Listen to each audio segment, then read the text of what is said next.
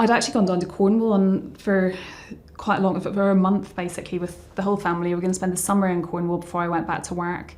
I had recently stopped breastfeeding my youngest, so at the time I had 4 children under 6.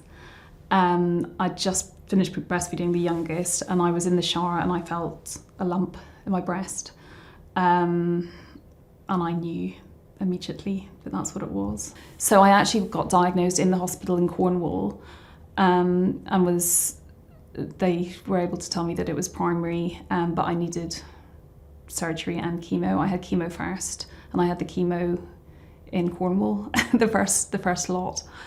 Oh, it was like my world had fallen apart. I went to have it checked out, but as I said, I kind of felt that I knew what it was, but it was still an absolute shock. So I had 4 months of chemo. I had chemo before surgery. My diagnosis was I had multiple tumours in one side, and they found DCIS, so early stage breast cancer, on the other side. So I had a bilateral breast cancer.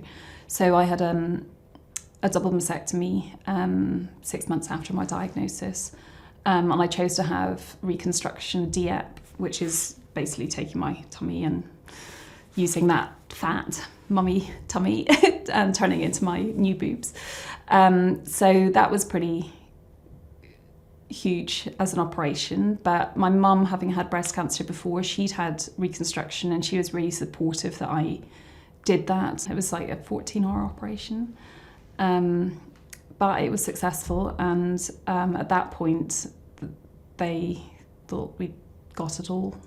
With people that have had a primary diagnosis, there is that fear that it's going to come back. You don't come out, people say to you, oh, well done, you've beaten it, and all these really positive things.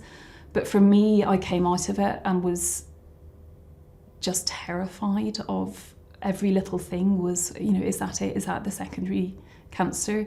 And I knew that with my primary diagnosis that it was kind of, it wasn't without risk that it would come back. It was, it was grade 3 cancer, and it was bilateral. So there was certain things to me that were giving me the suspicion that it may come back.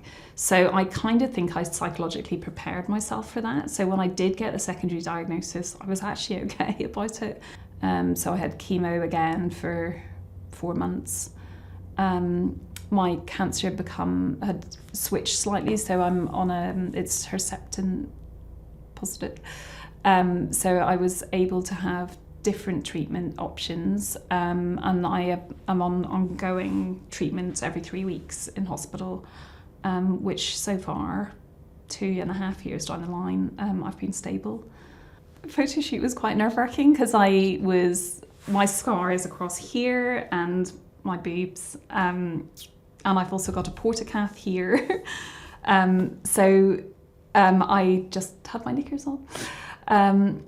But it was very empowering. I think when I got my primary diagnosis, I didn't know anyone else that had cancer, particularly my own age. And a friend of a friend got in touch. I'd never met her before, and she said, I've had a double mastectomy, I've had breast cancer under 40, and I'll come and meet you. So she came around to my house.